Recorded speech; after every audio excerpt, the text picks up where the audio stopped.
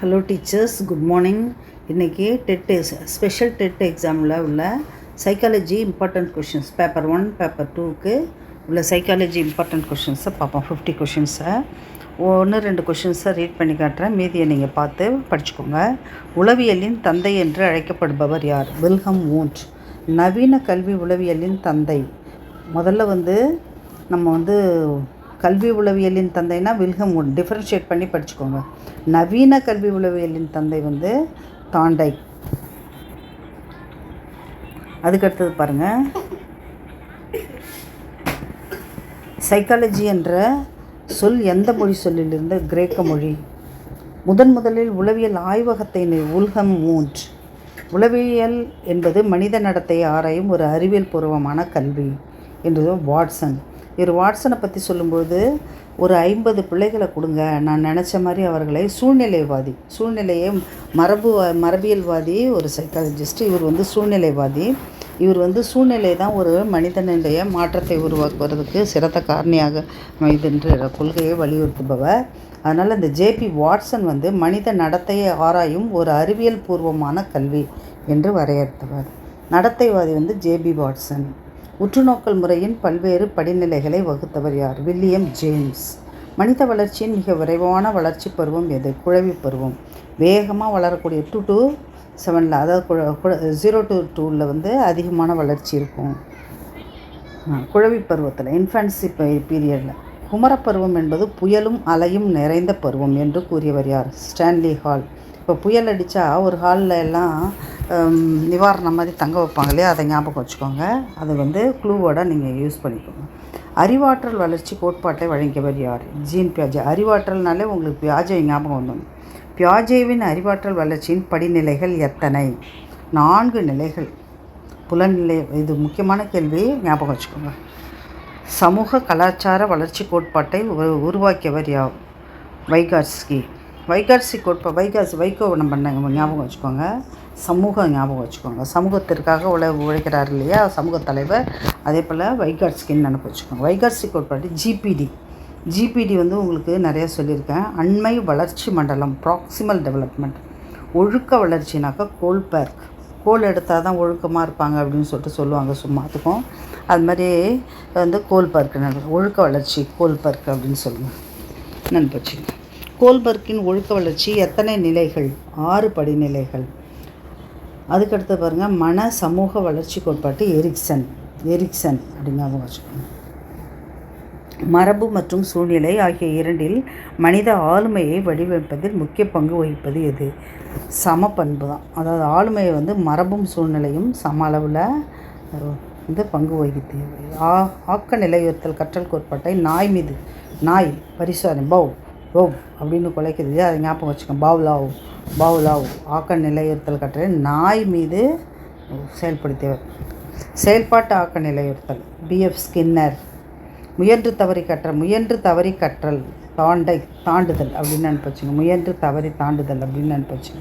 தாண்டைக்கின் முதன்மை கற்றல் விதிகள் எத்தனை விதிகள்? 3 விதிகள். ரொம்ப ரொம்ப முக்கியமானது. ஆயத்த விதி, பயிற்சி விதி, விளைவு விதி. உட்காட்சின்னா கோளரங்கத்தில் நம்ம என்ன செய்வோம், பைனாக்குலரில் பார்ப்போம் இல்லையா, அது உட்காட்சி. கோளரங்கம் நினப்பு வச்சுக்கோங்க, லிங்க் பண்ணிக்கோங்க.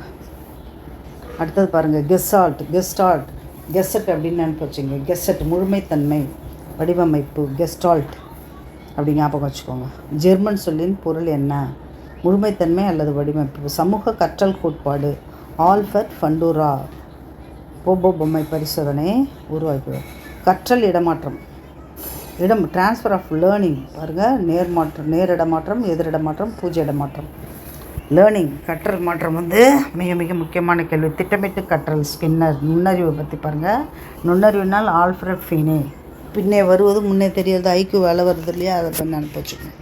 ஐக்யூட எப்படி கால்குலேட் பண்ணுறது? மனவயது பை காலவயது into 100. IQ MA divided by CA into 100. நுண்ணறிவு ஈவி என்ற கருத்தை முதலில் அறிமுகப்படுத்தியவர் யார்? William Stern. நுண்ணறிவின் ஒற்றை காரணினா ஆல்ஃபர்ட். அப்படின்னு நினைப்பு வச்சுங்க. எல்லாம் ஒன்றே அப்படின்னா நினைப்பு வச்சுங்க. ஒற்றை காரணி கொள்கை. இரட்டை காரணி ஸ்பியர்மேன், சார்லஸ் ஸ்பியர்மேன். பன்முக நுண்ணறிவு கோட்பாடு ஹோவர்ட் கார்னர். நுண்ணறிவு படிநிலை கோட்பாடுனாக்கா சில்வர்ட் அண்ட் வெர்னன். மனித தேவைகளின் படிநிலை கோட்டு. இந்த ஆப்ரஹாம் மாஸ்லோ வந்து 7 படிநிலைகள். மாஸ்லோவுடைய படிநிலைகள் 7. மனப்பகுப்பாய்ப்பு கோட்பாடின் தந்தையார் ஃப்ராய்டு, சிக்மண்ட் ஃப்ராய்டு. இந்த ஃப்ராய்டு போன்றவர்கள்லாம் அந்த கூகுளில் போய் ஃபோட்டோ எடுத்து பாருங்கள். அப்போ தான் அவருடைய கொள்கைகள் நம்மளுக்கு ஞாபகம் வரும். ஆளுமை அகமுகன் மற்றும் புறமுகன். கார்ல் யுங். மறதி வளைவு, எப்பிங்காஸ். மறதி எட்டி பார்க்குறாங்க அப்படின்னும் எப்பிங்காஸோடைய மறதி வளைவு, அது எப்பிங்காஸ், ஹெர்மன் எப்பிங்காஸ். கற்பித்தல் முறைகள், நினைவாற்றல், இது முக்கியமான தலைப்பு. இது வந்து பின்னடைவு, ரெக்ரெஷன், டிஸ்பிளேஸ்மெண்ட், என்னது ரேஷனலைசேஷன், தற்காப்பு நடத்தைகள், தற்காப்பு வழிமுறைகள், டிஃபென்ஸ். எதை குறிக்கிறது? Kinder garden. எல்லோரும் கிண்டர் கார்டன்னே மாண்டிசோரியை சொல்லுவாங்க. ஆனால் உண்மையில் என்னது, கிண்டர் கார்டன் கல்வி முதல் தோற்றுவித்தவர் யார்? ஃப்ரெடரிக் பிரஃபல். மாண்டிசோரி கல்வி முறையை தொடங்கியவர் தான் மரியா மாண்டிசோரி. ஆனால் கிண்டர் கார்டன் வேறு, மரியா மாண்டிசோரி உருவாக்கிய கல்வி முறை வேறு. இத்தாலி நாட்டை சேர்ந்த மரியா மாண்டிசோரி தான் மாண்டிசோரி கல்வி முறையை உருவாக்கினார். டால்டன் பார்கெஸ்ட் ஆய்வு கல்வி முறையை உருவாக்கி கற்பித்தல் குறிக்கோள்களை வகைப்படுத்திய ப்ளூமின் வகைப்பாடு. முக்கியமான ப்ளூம்ஸ் டாக்ஸானமி முக்கியமானது. அது எந்த ஆண்டுன்னு பார்த்தீங்கன்னா 1956. ஆக்கப்பூர்வமான சிந்தனை, கிரியேட்டிவ் திங்கிங் என்பது எந்த வகை சிந்தனை? விரி சிந்தனை, டைவர்ஜென்ட் திங்கிங். நுண்ணறிவு என்பது எந்த வகை சிந்தனையோடு குவி சிந்தனை. ஒரு சோதனையை திரும்ப திரும்ப நடத்தினாலும் ஒரே மாதிரியான முடிவை தருவது சோதனையின் எந்த நம்பகத்தன்மை.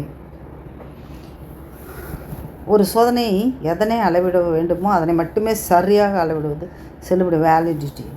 டேட் ஏற்கனவே நான் உங்களுக்கு சொல்லியிருக்கேன். டேட்டு, ஜிபிடி இதெல்லாம் சொல்லியிருக்கேன்.